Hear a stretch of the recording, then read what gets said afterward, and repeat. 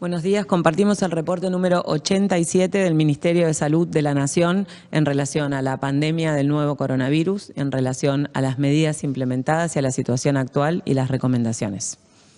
3.892 son los casos confirmados a la fecha por coronavirus en la Argentina. 112 casos se han sumado a partir de la notificación en la jornada de ayer. 13 casos son los que tenemos informados de nuestras Islas Malvinas. La tasa de incidencia es de 8,61 casos cada 100.000 habitantes. Afecta a un 50,2% de varones, afecta a un 49,8% de mujeres y la edad promedio actual es de 43 años. 192 son las personas fallecidas, 5 se han agregado en las últimas 24 horas y la tasa de letalidad, la cantidad de fallecidos sobre el total de confirmados, asciende a 4,9%. 4,2 por millón de habitantes es la cantidad de fallecidos que tenemos en nuestro país. En un 64% afecta a los varones y la edad media es de 74 años. El 23,1% se relaciona a un viaje al exterior. El 43,3% se relaciona con un contacto estrecho de alguien que ha tenido un caso confirmado de coronavirus y un 21,3% por transmisión comunitaria. Recordamos que la transmisión comunitaria la estamos observando en el área metropolitana de Buenos Aires, en la provincia de Chaco, en Santa Fe, en la ciudad de Rosario, en las ciudades de Bariloche, Choel, Catriel y Chipoleti, en Río Negro, y en Ushuaia, en Tierra del Fuego. La transmisión local en conglomerados la observamos en Rafaela, en la provincia de Santa Fe, en la ciudad capital de Córdoba, Río Cuarto y Altagracia, y en Loncopué, en Neuquén. 22 son las provincias que han confirmado presencia de casos en sus territorios. No poseen casos Formosa y Catamarca. Solo casos importados poseen San Juan, La Pampa y Chubut. Y sin nuevos casos en los últimos 14 días están las provincias de Jujuy, La Pampa, San Juan y San Luis. Los pacientes internados en unidades de cuidados intensivos son 151 actualmente. 1.140 ya han sido dados de alta, 918 de manera definitiva. El total de pacientes dados de alta con respecto a los confirmados asciende un 29%. Tenemos descartados 39.990 casos y esto se logra gracias a un trabajo clínico, epidemiológico y de laboratorio.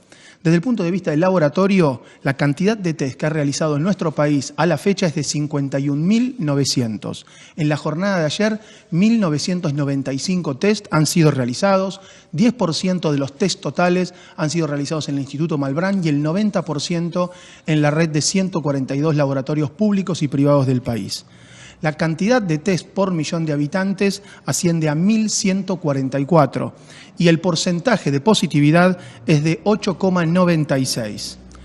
Esta situación en la cual buscamos permanentemente los casos que cumplen con criterios de casos sospechosos y siempre recordando que el umbral de temperatura a partir del cual evaluamos la posibilidad de que cumpla criterios de casos sospechosos de 37,5%, se da en un contexto a nivel internacional, según información de la Organización Mundial de la Salud, de 2.804.706 personas afectadas, 84.900 en las últimas 24 horas y 198.710 personas han fallecido a nivel internacional.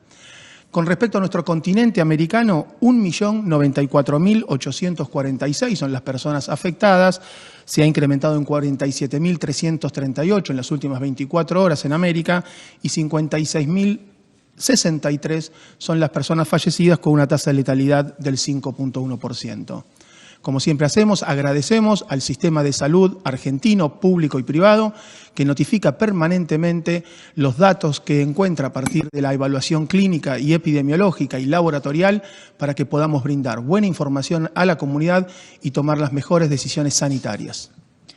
Continuamos destacando los parámetros, el 29% de las personas recuperadas, 151 personas en terapia intensiva y más de 1.100 test por millón de habitantes con una positividad, un porcentaje de positividad promedio que baja y el diario que está claramente por debajo del 10% también. Es muy importante seguir mirando todos los días esos parámetros, siempre, nunca perdiendo de vista que los tenemos que comparar con el número total de casos, así como va a ir aumentando el número de recuperados y probablemente aumente el número de personas en terapia en función del aumento de casos. Siempre veamos la proporción de esas personas. Así que vamos todos los días compartiendo información y la interpretación de esos datos. Una aclaración y reflexión también en relación a un punto del DNU de ayer en relación a las salidas. La aclaración y la reflexión es que esta salida, este permiso que debe estar incorporado en una norma nacional, ya que el Estado Nacional es quien está definiendo las habilitaciones y las restricciones que se habilitan o no en todo el territorio nacional.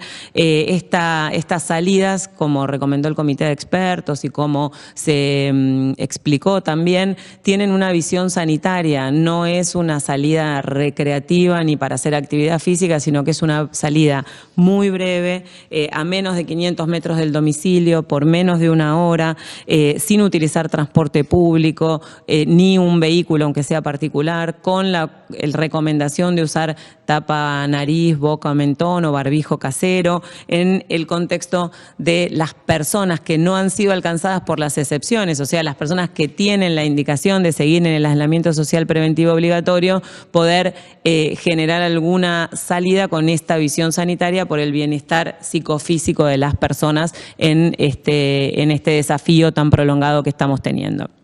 Entonces, independientemente de que también en la norma informa que cada autoridad jurisdiccional o local debe reglamentarlo y definir en función de la situación epidemiológica y sanitaria, desde ya que cada jurisdicción tiene la potestad de regularlo y, por supuesto, habilitarlo o no. La situación es que lo compartimos también en forma periódica, el 38% de los departamentos notificaron casos y el 62% de los departamentos de Argentina no tienen casos. Evaluar, gozar de esa salida es importante y también tener en cuenta que casi el 50% de la población vive en departamentos donde epidemiológicamente hay circulación, hay casos y donde el riesgo puede ser más importante. Así que un poco nos parecía importante aclarar cuál es el sentido de la recomendación, de la medida y el motivo, sobre todo, que es que si no se habilita del nivel nacional, cada jurisdicción no puede evaluarlo y la otra mitad del país que podría gozar de este derecho no podría tenerlo en ese contexto. Y también es importante que vayamos monitoreando cómo nos va con la respuesta a eso para poder generar medidas correctivas también con el menor riesgo posible. Seguimos compartiendo el trabajo en todas las áreas, seguimos trabajando en eso, así que queremos compartir con ustedes el trabajo que se viene realizando del programa de salud en contextos de encierro desde hace tiempo y cómo estamos trabajando ahora. Muchas gracias. El programa de salud en contextos de encierro tiene como principal objetivo mejorar el acceso a la salud de las personas que justamente se encuentran en ese contexto, tanto las personas privadas de la libertad como quienes trabajan en unidades penitenciarias. Como todos bien sabemos, las personas que están privadas de la libertad solo están privadas de ese derecho de transitar libremente y no de ningún otro. Entre otros, tienen garantizado el derecho a la salud. Es a partir de esa premisa que la marca tanto la normativa internacional como nacional, a partir de la cual desde el programa de salud en contextos de encierro articulamos con los servicios penitenciarios, tanto federal como provinciales, para garantizar ese acceso a la salud. Digo, articulamos con los servicios penitenciarios porque son ellos quienes tienen la obligación primera del cuidado de la población privada de la libertad. Pero es importante tener en cuenta ese marco legal a partir del cual se llevan a cabo esas acciones.